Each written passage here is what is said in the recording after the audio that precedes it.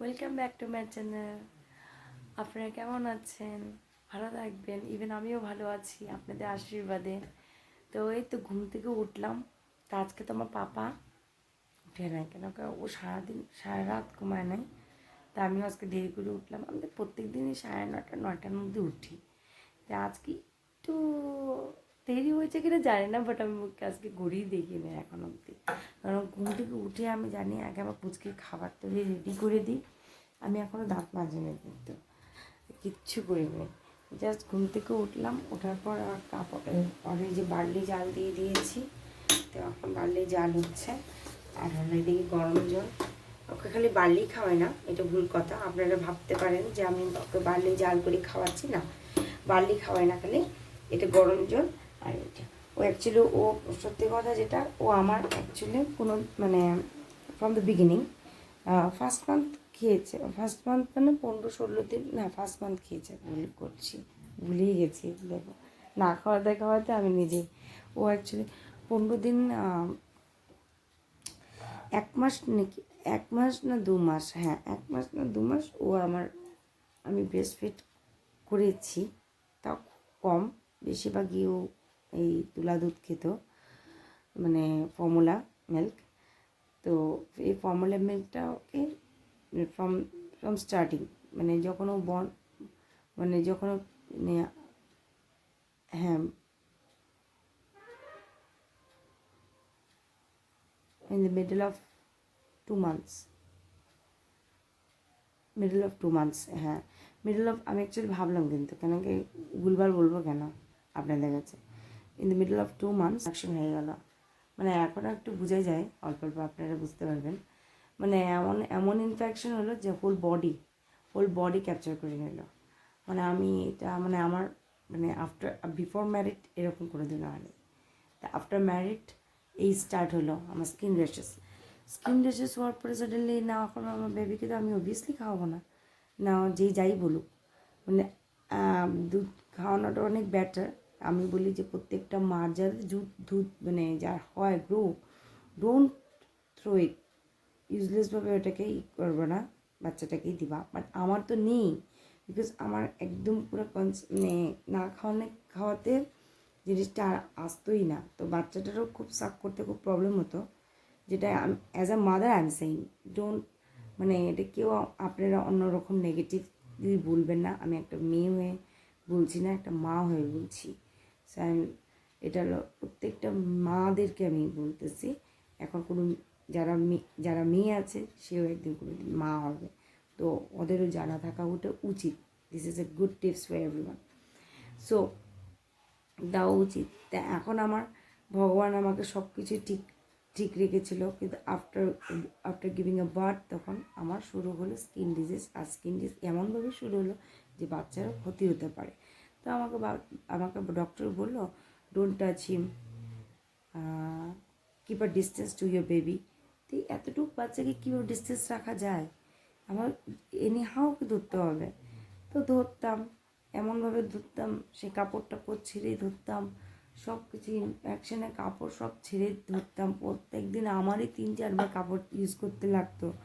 তারপরে আমার নিজেকে স্যানিটাইজ করতাম all time. But good maintain করে চলছি, সত্যি কথা। কষ্ট হয়েছে। তারপরে আমার মা ছিল, সত্যি কথা জীবনে আমি খুব মানে ভাগ্যশালী। আমার মানে দেখেন, আমার মা তো সবসময় থাকতে পারে না, কিন্তু পাশে যে আছে, সে যে আমাকে from the after giving a birth, ওখান থেকে মানে মা নট গিভিং আ বার্থ, মানে প্রেগনেন্সির টাইম থেকে মা হ্যাভি কেয়ার রেখেছে। তো ওখান থেকে স্টার্ট হয়েছে আমার জার্নি। খুবই কেয়ার রাখে, এখনও রাখছে, এখনও মার দরদেই আছি। এবারে আমার একটু মানে এখন ছোটোর থেকে ও একদম কমপ্লিটলি এই যে ফর্মুলা মিল্ক খাওয়ার পর থেকে মা এখন ওকে রাখতে পারে। যদিও আমার ব্রেস্ট ফিড, কিন্তু মাকে ওকে কিন্তু রাখতে পারতো না, তখন আমার কাছেই রাখতো। তা আমি একটু রেস্ট করতাম। আমার অপারেশন হয়েছে, আমি সিজারিয়ান, আমি সি সেকশনে আমার হয়েছে, তো নর্মাল না। তারপরে আমি ওকে মার কাছে রেখেছি। রেখে আমি ঠাকুর করলে এখন আস্তে আস্তে কিন্তু বাচ্চা, তারপরে থেকে ওকে প্রত্যেক স্টেজে আমি বার্লি, গরম জল এগুলা দুইটা মিক্স, ওকে বার্লিতেই আগে নান খাওয়াতাম আমি। নান প্রচণ্ড ভালো, আমি তো বলি বেস্ট মিল্ক আফটার, যদি মাদার্স মিল্ক আসে, after mother's milk you can apply NAN. আমি আমার বাচ্চাকে খাওয়াইছি, তো ভালো আছে, খুব ভালো, খুব ভালো। বিকজ টিল 6 মান্থ অবধি ও নান খেয়ে আছে। নেসলে কোম্পানি নান প্রো খাওয়াবেন, একটু কস্টলি, তো কস্টলি দেখে তো লাভ নেই। যদি আমরা দামি চাল খেতে পারি, যদি মাছ মাংস খেতে পারি, তাহলে আমার বাচ্চাদের খাওয়াটা অবশ্যই ঘরে থাকতে লাগবে, ব্রেন খাওয়াতে হবে কি না? পুষ্টি মাছটি পড়ে, আমাদের পুষ্টি এখন না, আমাদের পুষ্টি ব্যাস হলো সবার থেকে ছোটোবেলার পুষ্টিটা যখন ঠিক খাওয়াবেন না, বড় হয় আর ভাববেন না, এটা ভাববেন না যে আমি এত খাওয়াই আমার বাচ্চা কেন মোটা হয় না। এগুলো লো থিঙ্কিং, এইগুলো থিঙ্কিং নিয়ে বাচ্চা কোনোদিন করবেন না, মানুষ করবেন না। এই এত খাওয়াচ্ছে আমার বাচ্চা, আমার বাচ্চা প্রচণ্ড মোটা কম, আপনারা হয়তো দেখেছেন। 6 মাস হয়ে গেছে, ওর মধ্যে হেল্থ নেই। কেন হেল্থ নেই? ও খায়, ডাইজেস্ট কীভাবে করে জানেন? দুষ্টমি করে, ঘুমটা নেই, ঘুম কম। যেই বাচ্চা দেখুন আবার উঠে পড়লো, কথা বলতে বলতে আপনাদের সাথে কথা বললাম না, এদিকে উঠে পড়েছে, এই দেখুন। তো এইভাবে দেখো বলো গুড মর্নিং বলো, গুড মর্নিং। আপনাদেরকে প্রণাম জানাই, আমি আবার আমার চ্যানেল, আমার মার চ্যানেলের মধ্যে আপনাদের সাথে কথা তো বলতে পারবো না, যখন কথা বলতে পারবো তখন এইদিকে বাবা, ক্যামেরার দিকে যখন কথা বলতে পারবো তখন আমিও ক্যামেরা অন করে আপনাদের সাথে কথা বলবো।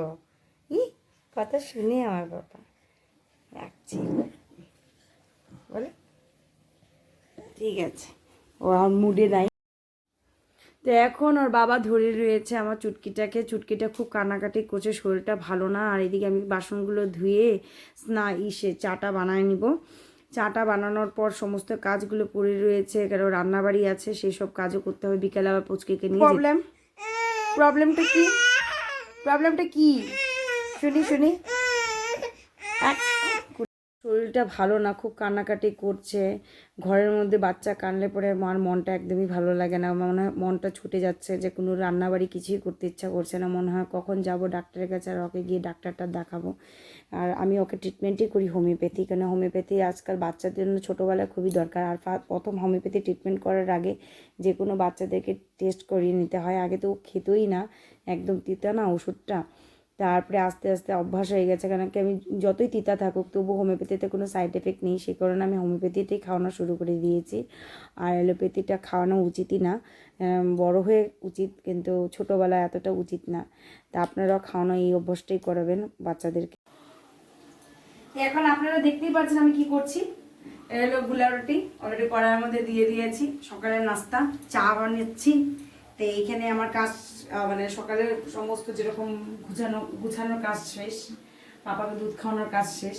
এখন আবার উঠবে মশাই, তো ওঠার আগে আমরা খাই নেবো এখন। তারপরে দুপুরে রান্নাটা বাকি আছে, তারপরে এই তো সারাদিনের কাজ তো এই সকাল থেকে এটা নিয়ে শুরুই হয়ে যায়। আর একটু কুচকি বাড়িতে বাচ্চা টাচ্চা থাকে, আরও কাজের সিস্টেমেটিক আরও চেঞ্জ হয়ে যায়। আর হলো আজকে তেলাপিয়া কালকে রেখে দিয়েছিলাম, কালকেও বানানো হয়েছে, কিন্তু কালকে আপনাদেরকে দেখাতে পারিনি। কালকে রান্নাটা আরও টেস্ট হয়েছিল, সর্ষে বাটা দিয়ে করেছি, আজকে আবার পেঁয়াজ বাটা দিয়ে করবো। যেন পেঁয়াজ ফ্রাই করে একটু পাতলা করে করবো। তো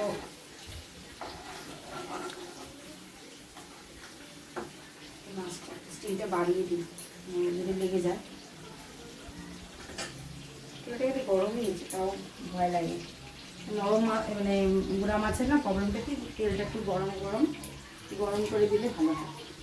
তো এখন মাছটা খাওয়া দাওয়ার পরে খাওয়া শেষ। আর দেখুন আমার বাচ্চা, একটু দেখুন, একটু ওকেও দেখাতে হবে তো কি করো না করো। মোবাইল কেউ খাওয়ার জিনিস নাকি? হ্যাঁ বাবা, মোবাইল খাওয়ার জিনিস? হ্যাঁ, মোবাইলটা খাওয়ার জিনিস না তো, খেতে এইভাবে হয় না, এইভাবে দেখতে হয়। বেশি মোবাইল ধরা ভালো না বাচ্চাদের। দেখুন দেখুন কি নেশা হয়েছে, কি নেশা হয়েছে, বাপরে বাপ। কিছু কিন্তু বুঝে না, এটা খাওয়ার জিনিস ভালো, সব কিছু মুখে। একটা হাফ প্যান্ট পরেছে, উপরে এটা খুব কষ্ট মষ্ট করে পরিয়েছি, এই মানে আমার সোয়েটারটা।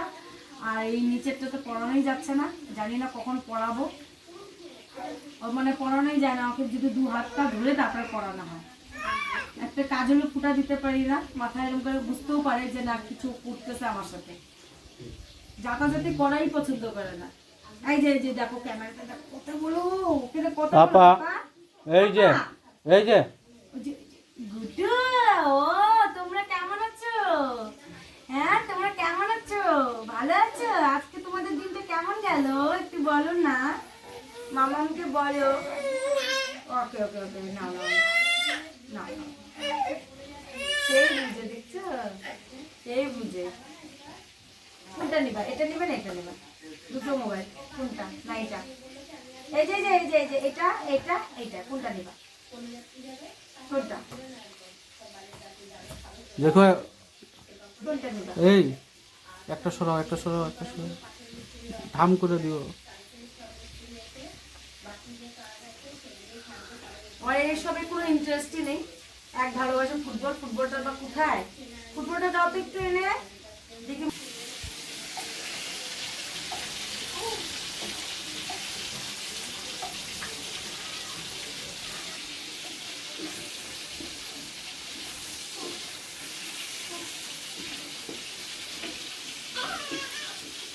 ও তুমি এখানে খেলছো? আচ্ছা, আমাকে ছাড়া তোমার ভিডিও শুরু হয়ে গেছে?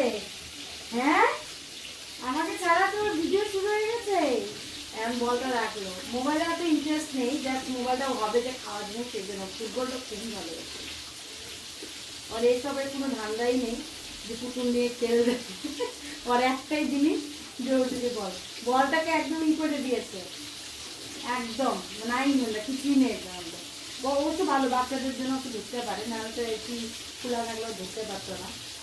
এটা খাওয়া জিনিস না, দেখাই নিচ্ছে। এর আগে তো প্রত্যেকটা রান্নাতে আমি অলরেডি আমি করে নিতাম, আজকে বোঝানো নেই। এটা একটু হলুদ, আপনারা ঝাল যেরকম খাবেন সেরকমভাবে দিবেন।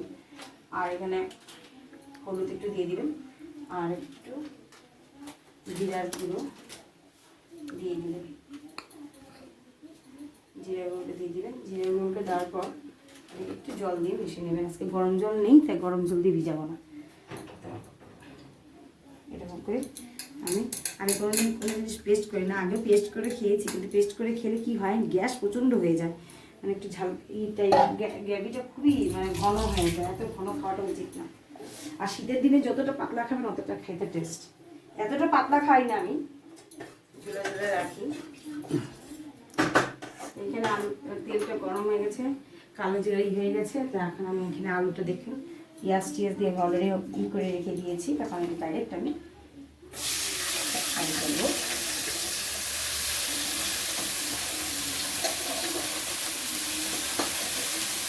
আমি আপনাদেরকে কোনো মানে নতুন কিছু ডিসকভার করে রান্না করে দেখাতে পারবো না। আমি যেটা আমি জানি, আমি আগে না কোনোদিনও বাপের বাড়িতে রান্নাই করিনি। তো বিয়ের পরে আমার তো কিছু শেখাতেও হয়নি।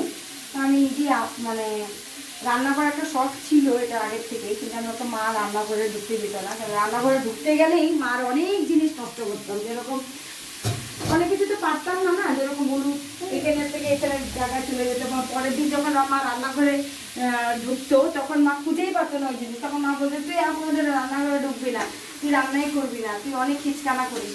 কিন্তু এখন আমার করতেই লাগতেছে, এখন তো আমার সংসার। কিন্তু মা আমার মাঝে মাঝে অনেক মানুষ শখ হয়ে গেছে যে আমি রান্নাঘরে খেতে পারি। মানে আমি কোনো দিন রান্না করতাম, মানে কড়াইটা মানে খুব মজবুরিতে মার কোনো অসুবিধা থাকলে তবেই আমি ভাতটা বসাতাম, নাহলে আমি কোনো দিন মানে রান্নাই করতাম না। একটাই ডিউটি ছিল আমার চা বানানো, তো আর পুজো দেওয়াটা। তো এখন এখন তো সমস্ত কিন্তু এখন ভালো লাগে, এমন কোনো কিছু না যে না বাপের বাড়ি করি নাই, ডাইরেক্ট এসে শ্বশুর বাড়ি বা আমার বরকে খাওয়াচ্ছি, এটা কোনো কিছু না। এটা নিজেরই, আমার নিজের, আমি নিজেও খাচ্ছি বানিয়ে, আমার বরকেও খাওয়াচ্ছি। যারপরে যখন কমেন্ট পাই যে তোমার রান্নাটা আজকে খুব ভালো হয়ে গেছে, দেখবেন যে রান্না করা যখন অটোমেটিকলি প্রথম শিখবে, যখন মানুষকে দুটো খাওয়াতে পারবে, তখন আপনাকে যখন বলবে যে আজকে রান্নাটা না খুব ভালো হয়েছে, হ্যাঁ, কোনোদিন তো করো নাই, হঠাৎ করে ওই অতটুকু রান্নার মধ্যে কি লবণ, নুনটা আর ওই ঝালটা আর মিষ্টিটা যেন সব কিছু ঠিক থাকে একটু পরিমাণ, তখন তবেই তো সব রান্না টেস্ট হয়ে যায়।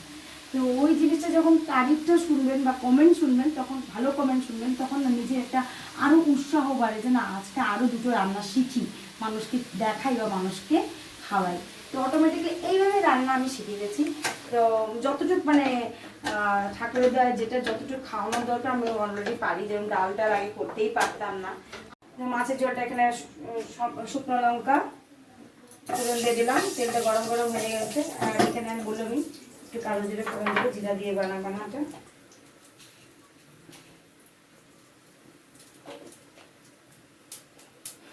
যে আজকে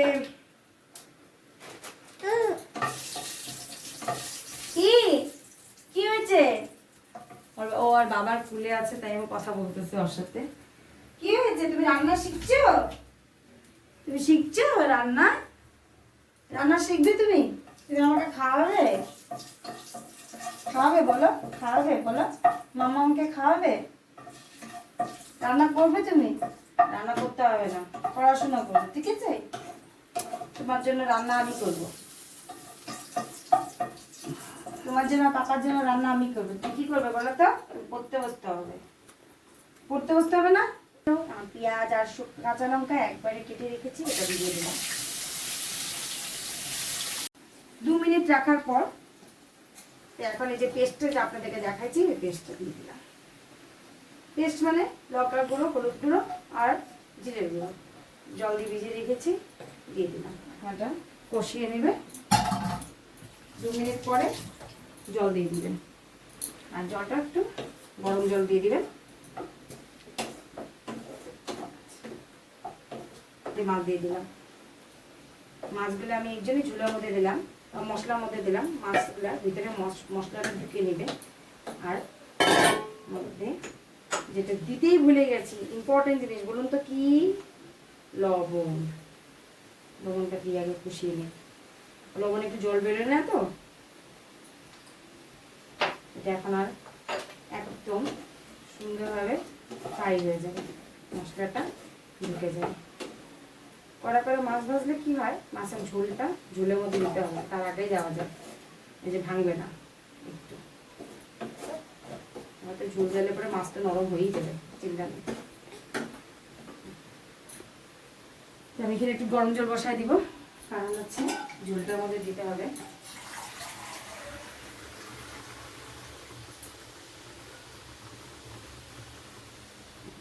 নিউ আইটেম, নতুন পদ্ধতি রান্না, সিম্পল ওয়ে, কিন্তু মাছ কেউ পরে দেয়, আমি আগেই দিয়ে দিয়েছি। একটু আলুটা নামিয়ে